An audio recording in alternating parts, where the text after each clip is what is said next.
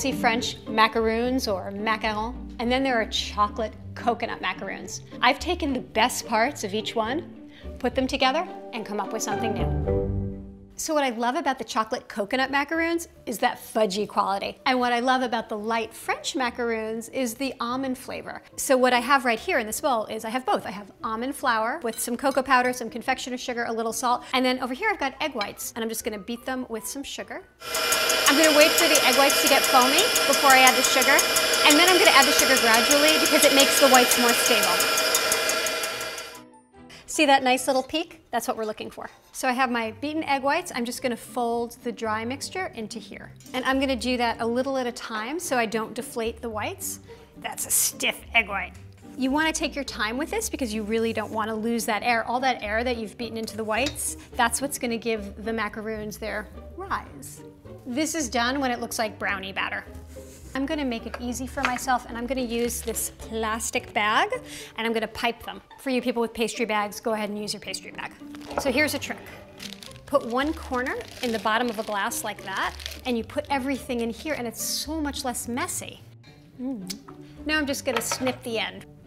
And you wanna do about an inch apart, maybe a little more. Once you have them all formed, you want to leave the macaroons at room temperature for 30 minutes, and this is a really important step, so don't skip it. Because what happens is they kind of dry out, they form a little bit of a crust, and it keeps them from falling in when they bake, and it makes them a little bit crunchier, and then you bake them.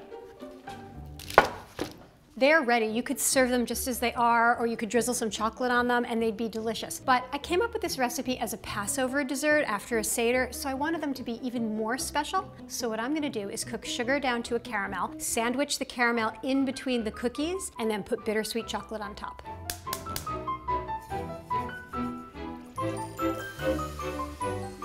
At this point, once it starts to turn color, it's gonna go really quickly. So you wanna kind of swirl the pan a little bit, just so it's even. I always say when it's the color of an Irish setter, that's when it's ready. Sort of that ruddy, dark red color. Once the caramel is ready, work fast. Have all your cookies turned over, and then you're just gonna spoon it out. It's okay if it drips. And now, I'm gonna make sandwiches real fast. Gotta be ready.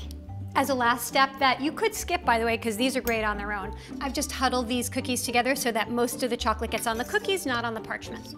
Once the macaroons are set, they will keep for a few days at room temperature. And there you have it, 3 different kinds of macaroons. Macarons, macaroons, and fabulous caramel candy, chocolatey yumminess.